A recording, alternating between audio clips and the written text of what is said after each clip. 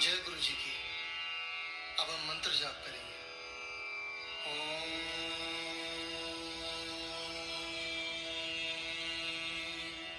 नमः शिवाय। शिव जी सदा सहाय।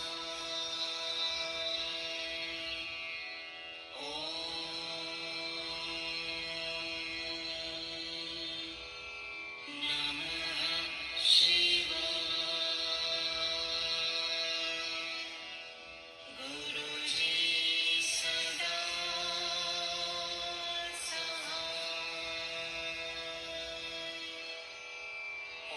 ओम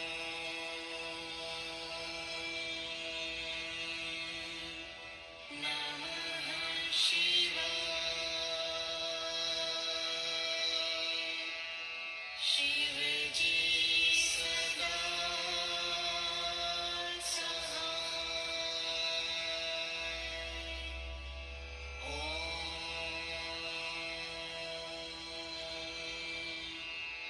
नमः शिवाय। गुरुजी सदा सहाय।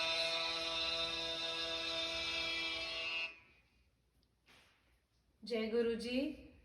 संगत जी, आज हम श्री शिव महापुराण के 10वें खंड का 20वां, 21वां और 22वां अध्याय पढ़ने जा रहे हैं। 20वें अध्याय से शुरुआत करते हैं। ओम नमः शिवाय। शिव जी सदा सहाय। ओम नमः शिवाय। गुरु जी सदा सहाय। 20वां अध्याय। ब्रह्मा जी बोले, हे नारद, जिस दिन चित्रांग लौटकर नदी तट पर पहुंचा उस दिन सोमवार था। अस्तु सीमंतनी शिवजी का व्रत धारण किए हुए अपनी सखियों सहित वहां यमुना स्नान करने के लिए आई थी। जब उसने वहां पर 2 राजपुत्रों को घोड़े पर सवार घूमते हुए देखा तो चित्रांग को पहचानकर अपने मन में यह विचार करने लगी कि मेरे पति यहाँ किस प्रकार आ पहुंचे हैं। हे नारद, तब चित्रांग ने घोड़े से उतरकर सीमंतनी को अपने समीप बुलाया और उसकी ओर आश्चर्यचकित होकर देखते हुए यह पूछा, हे भद्रे, तुम किसकी पुत्री तथा किसकी पत्नी हो? बाल्यावस्था में ही तुम विधवा कैसे हो गई? तुम्हारी ऐसी दुर्बल दशा क्यों हो गई है? यह सुनकर सीमंतनी तो लज्जा के कारण कोई उत्तर न दे सकी, परंतु उसकी सखी ने चित्रांग से यह कहा, हे महानुभाव, यह राजकुमारी राजा नल के पौत्र चित्रवर्मा की पुत्री है। इसका नाम सीमंतनी है। इनके पति की मृत्यु आज से 3 वर्ष पूर्व यमुना नदी में डूबकर हो गई। अब ये विधवा होकर अपनी माता के घर रहती हैं। अस्तु आज सोमवार का व्रत होने के कारण यहाँ स्नान के निमित्त आई हैं। हे नारद, इस प्रकार जब सखी सीमंतनी का परिचय दे चुकी तब सीमंतनी ने स्वयं चित्रांग से इस प्रकार कहा, हे बटोही, आप कौन हैं? आप क्या किन्नर, गंधर्व तथा सिद्ध जनों में से कोई हैं अथवा शरीर धारण किए हुए साक्षात कामदेव ही हैं? आपको देखकर मुझे अपने पति का स्मरण हो आया है। इतना कहकर सीमंतनी मूर्छित हो पृथ्वी पर गिर पड़ी। तब चित्रांग ने उसे धैर्य बंधाते हुए इस प्रकार कहा, हे राजपुत्री, तुम्हारा पति अभी तक जीवित है। तुम्हें शुभ कर्मों एवं सोमवार के व्रत के प्रभाव से वह शीघ्र ही तुम्हारे समीप आने वाला है। अब हम तुम्हारे पति के मित्र हैं और यहाँ तुम्हें उनके आगमन का संदेश देने को आए हैं, परंतु यह बात अभी किसी के सम्मुख प्रकट मत करना। चित्रांग के मुख से यह शब्द सुनकर जब सीमंतनी ने उसकी ओर ध्यानपूर्वक देखा तो यह निश्चय हो गया कि मेरा पति यही है। उस समय वह अपने मन में सोचने लगी कि यज्ञवल्क्य की पत्नी के वचन तथा शिवजी की कृपा से ऐसा होना कुछ असंभव नहीं। हे नारद, जिस समय सीमंतनी इस प्रकार विचार कर रही थी उसी समय चित्रांग ने उसके कान में कुछ बात कही जिसके कारण वह अत्यंत प्रसन्न हुई। चित्रांग ने यह कहा था कि तुम अपने माता पिता के पास जाकर यह समाचार कहो, तब तुम अपने पति को प्राप्त करोगी। इतना कहकर चित्रांग तक्षक के पुत्र को साथ ले वहां से चलकर अपनी राजधानी में जा पहुंचा। वहां उसने अपने शत्रुओं के पास तक्षक के पुत्र के द्वारा यह संदेश भिजवाया कि या तो तुम लोग हमारा राज्य वापस कर दो, अन्यथा हम तुमको मार डालेंगे। जिस समय तक्षक के पुत्र ने शत्रुओं से यह बात कही, उस समय वे शीघ्र ही चित्रांग की शरण में आ पहुंचे। उन्होंने उसका राज्य लौटाकर राजा रानी को बंदी गृह से मुक्त कर दिया। हे नारद, जब चित्रांग ने अपने माता पिता से सब हाल कहा तो वे उस वृतांत को सुनकर अत्यंत प्रसन्न हुए तथा अपने पुत्र को कंठ से लगाकर आशीर्वाद देने लगे। फिर उन्होंने राजा चित्रवर्मा के पास अपने सेवक को भेजकर यह संदेश पहुंचाया कि चित्रांग सकुशल लौट आए हैं और वे शीघ्र ही सीमंतनी को लेने के लिए आपके यहाँ पहुंच रहे हैं।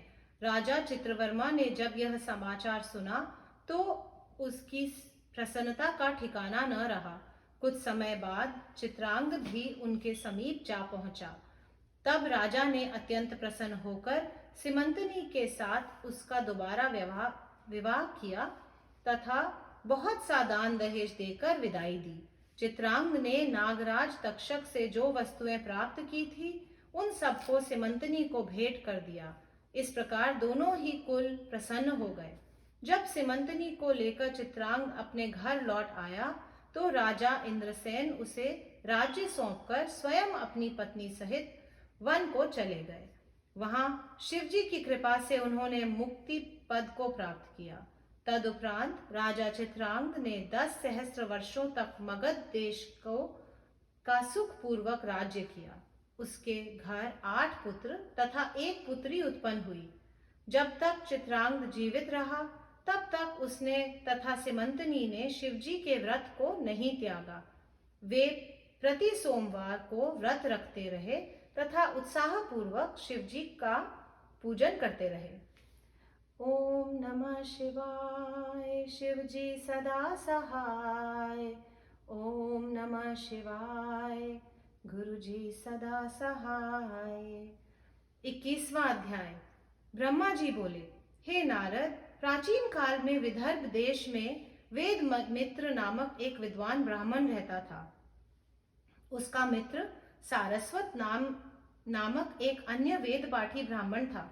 कुछ समय उपरांत वेद मित्र तथा सारस्वत के यहाँ एक पुत्र ने जन्म लिया। उन दोनों के नाम सामवान तथा सुमेधा हुए। वे दोनों बालक स्वभाव तथा कार्यों में एक दूसरे के समान थे। उन्होंने एक ही गुरु से विद्या पढ़ी तथा अपनी सेवा द्वारा माता पिता को प्रसन्न किया। जब वे बालक बड़े हुए तो एक दिन दोनों के माता पिता ने इस प्रकार कहा, अब तुम 16 वर्ष के हो गए हो, अस्तु हम तुम्हारा विवाह करना चाहते हैं, परंतु विवाह के लिए धन आवश्यक होता है, इसलिए सर्वप्रथम तुम धन का संग्रह करो। हम तुम्हें धन प्राप्ति का एक उपाय बतलाते हैं। उनके अनुसार आचरण करने पर तुम्हें यथेष्ट धन की प्राप्ति होगी। वह उपाय यह है कि तुम दोनों यहाँ के राजा के पास जाओ और उन्हें अपनी विद्या के चमत्कार से प्रसन्न कर धन प्राप्त करो। हे नारद, माता पिता की आज्ञा स्वीकार कर वे दोनों राजा के समीप जा पहुंचे। वहां उन्होंने अपनी विद्या की चतुरता प्रकट कर राजा से धन प्राप्त किया। जब वे घर लौटने को हुए उस समय राजा ने उनसे यह कहा, हे ब्राह्मण पुत्रों, हम तुम्हें और भी अधिक धन की प्राप्ति के लिए एक उपाय बताते हैं। सुनो, उपाय यह है कि मगध देश का राजा चित्रांग तथा उसकी रानी सीमंतनी प्रति सोमवार को व्रत धारण कर ब्राह्मणों को दान दिया करते हैं तथा स्त्रियों सहित उन्हें भोजन कराते हैं। अस्तु तुम उनके यहाँ इस प्रकार जाओ कि तुम में से एक तो स्त्री का स्वरूप धारण कर ले और दूसरा पति बन जाए। ऐसा करने पर जब तुम्हें वहां से धन प्राप्त हो जाए तब तुम फिर लौटकर हमारे घर आना। हे नारद, राजा के वचन सुनकर उस ब्राह्मण पुत्रों ने अत्यंत भयभीत होकर उत्तर दिया, हे राजन, हमें ऐसे धन की आवश्यकता नहीं है। अस्तु, हम आपकी आज्ञा का पालन करने में असमर्थ हैं। कृपा करके आप हमें धर्म के विरुद्ध चलने का उपदेश मत दीजिए।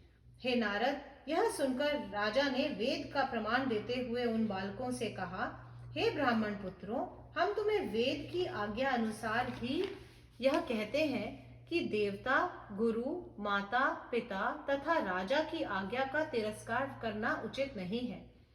वह आज्ञा चाहे उचित हो या अनुचित, उसका पालन करना भी मनुष्यों का धर्म है। राजा की इस आज्ञा को उन दोनों ने स्वीकार कर लिया।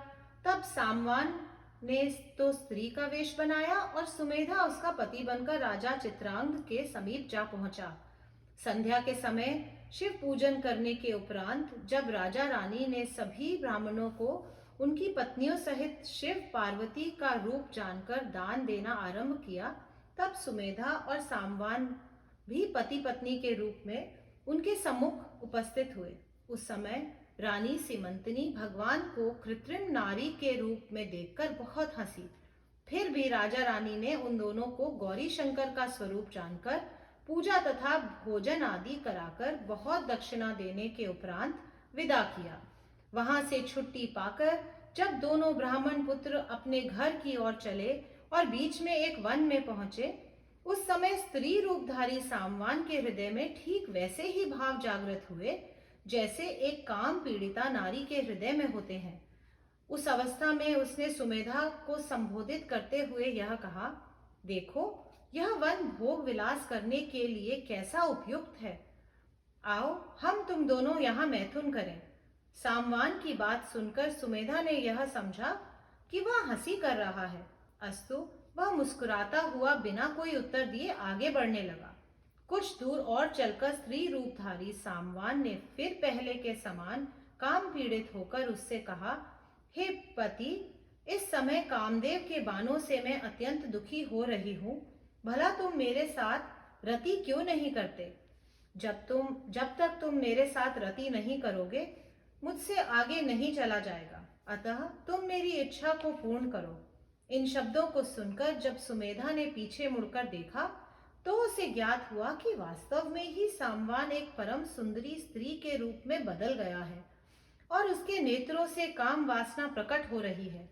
तब उसने उसे संबोधित करते हुए कहा, हे सामवान, तुम वेद पाठी ब्रह्मचारी निष्पाप ब्राह्मण पुत्र हो, फिर भला मुझसे ऐसी बात क्यों कह रहे हो?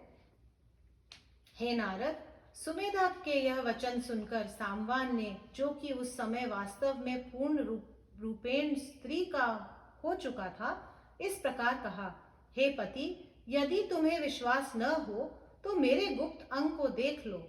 उससे तुम्हें विदित हो जाएगा कि अब मैं पुरुष नहीं अपितु स्त्री हूँ। यह सुनकर सुमेधा ने अत्यंत आश्चर्य में भरकर जब उसके अंगों की ओर दृष्टिपात किया तो यह जानते हुए देर न लगी कि वास्तव में सामवान का कथन सत्य है। इस आश्चर्य को देखकर वह चकित रह गया और शिवजी का ध्यान करने लगा। तभी उस स्त्री ने इस प्रकार फिर कहा, हे युवक, मैं काम के वेग से अत्यंत पीड़ित हूँ, तुम मेरी अभिलाषा को पूर्ण करो। तब सुमेधा ने उत्तर दिया, हे बंधु, हम तुम दोनों वेद पाठी ब्राह्मण पुत्र हैं। इस समय तुम अवश्य स्त्री रूप को प्राप्त हो गए हो, परंतु तुम्हें इससे मुक्ति पाने के हेतु शिव गिरिजा का ध्यान धरना चाहिए। विदर्भ नरेश ने अपनी धूर्तता से हमें ठग लिया है। यदि हम उसके कथनानुसार कार्य नहीं करते तो ऐसी विपत्ति कभी नहीं आती। यदि फिर भी तुम स्त्री बने रहो तो मैं अपने पिता से आज्ञा लेकर तुम्हें अपनी पत्नी बना लूंगा। इतना कहकर सुमेधा ने शिवजी की माया तथा रानी सीमंतनी के व्रत के प्रभाव को अपने मन में अत्यंत प्रशंसा की। हे नारद, इस प्रकार सुमेधा ने स्त्री रूप सामवान को बहुत कुछ समझाया, परंतु काम के वशीभूत होने के कारण उसने एक भी बात नहीं मानी। उसने सुमेधा को जबरदस्ती छाती से लगा लिया तदुपरांत वे दोनों घर पहुंचे। उस समय दोनों के पिता सब हाल देख अत्यंत क्रुद्ध हो विदर्भ नरेश के समीप गए और उसे संबोधित करते हुए इस प्रकार कहने लगे, हे राजन, तुमने हमारे पुत्रों से ऐसा बुरा कर्म क्यों कराया जो इनमें से एक बालक स्त्री बन गया? अब भला हमारे पितर किस प्रकार मुक्त हो सकेंगे? इस बालक के अतिरिक्त हमारे कुल में अन्य कोई संतान भी नहीं है। सारस्वत ब्राह्मण राजा से इस प्रकार कहकर मूर्छित हो पृथ्वी पर गिर पड़ा। तब राजा ने सामवान को स्त्री रूप में देखकर अपने मन में अत्यंत आश्चर्य करते हुए यह उत्तर दिया, हे ब्राह्मणों, मैं यह कभी नहीं समझता था कि तुम्हारा बालक वास्तव में ही स्त्री बन जाएगा। मैंने तो अधिक धन की प्राप्ति के लिए ही इन्हें ऐसी युक्ति बताई थी। आप कोई ऐसा उपाय बतावें जिसके करने से इस बालक का स्त्री भाव दूर हो जाए।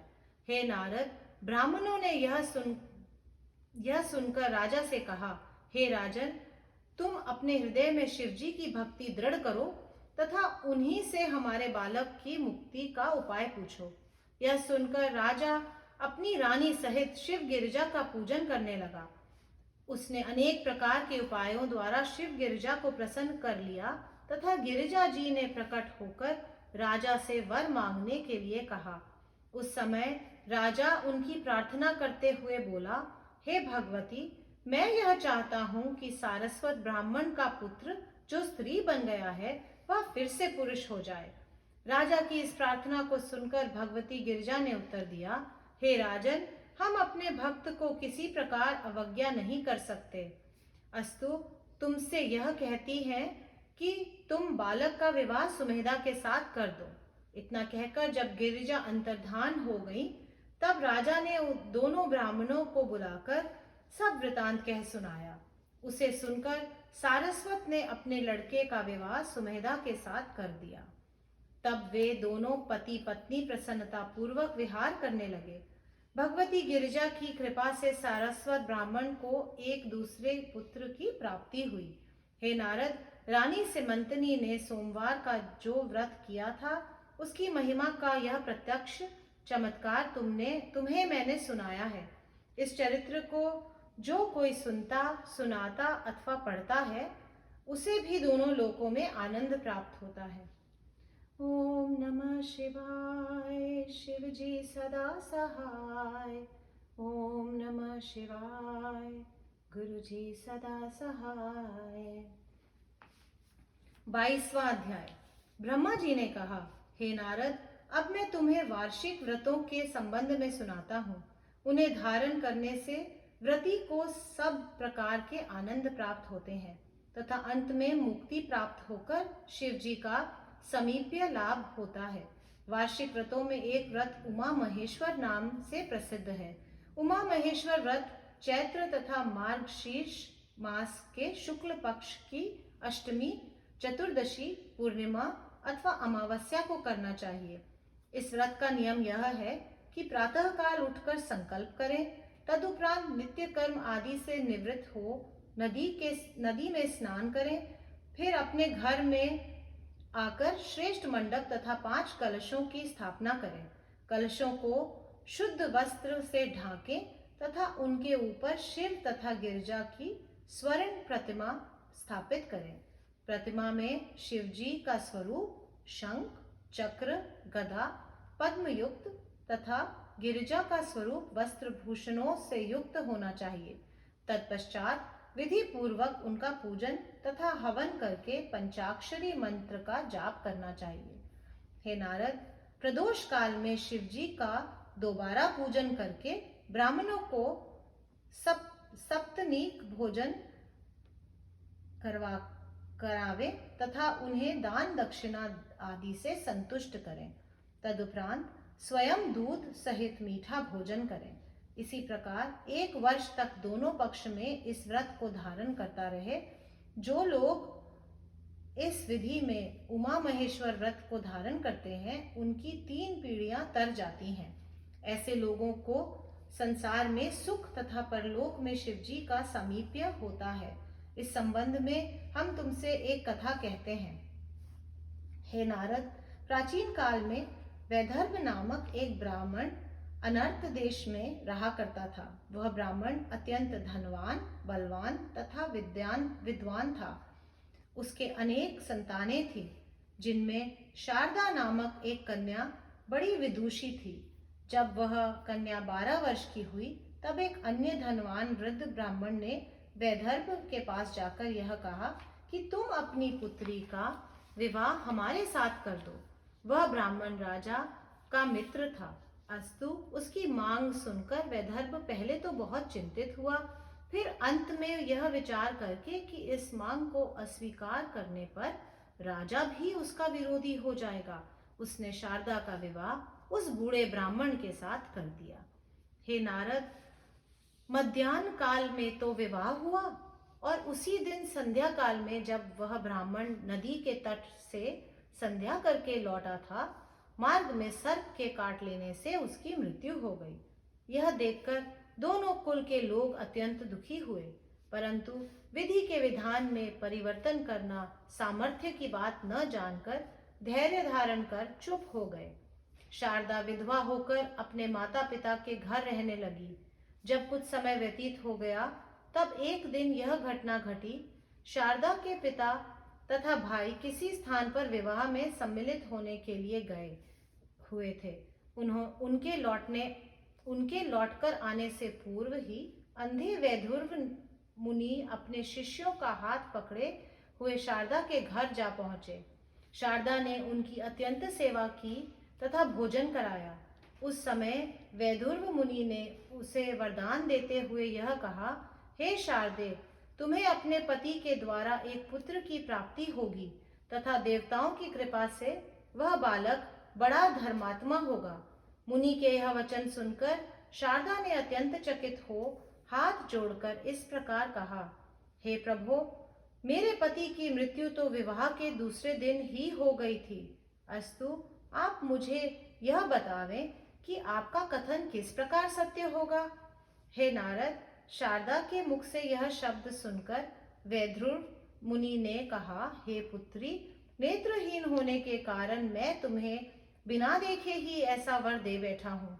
फिर भी मैं भगवान सदाशिव को प्रसन्न करके अपने वचन को सत्य करूंगा। तुम भी मेरी आज्ञा मानकर उमा महेश्वर व्रत को धारण करो। मुनि के यह वचन सुनकर शारदा अत्यंत प्रसन्न हुई। उसने उत्तर दिया, मैं आपकी आज्ञा अनुसार उमा महेश्वर का व्रत अवश्य धारण करूंगी। यह सुनकर मुनि ने उसे व्रत की विधि बतला दी। उसी समय शारदा के पिता तथा भाई भी लौटकर आ गए। उन्होंने जब यह वृतांत सुना तो मुनि से इस प्रकार बोले, हे प्रभु, आपने अत्यंत कृपा की जो यहाँ आकर हमें अपना दर्शन दिया है। हमारी यह पुत्री आपकी शरण में है। अब आप कृपा कर यहीं शिवालय में निवास कीजिए। जब इसका व्रत समाप्त हो जाए तब आप जहाँ चाहे वहाँ चले जाइएगा, परंतु उस समय तक यहीं निवास कीजिए। वैदुर्भ मुनि ने इस प्रार्थना को स्वीकार कर लिया।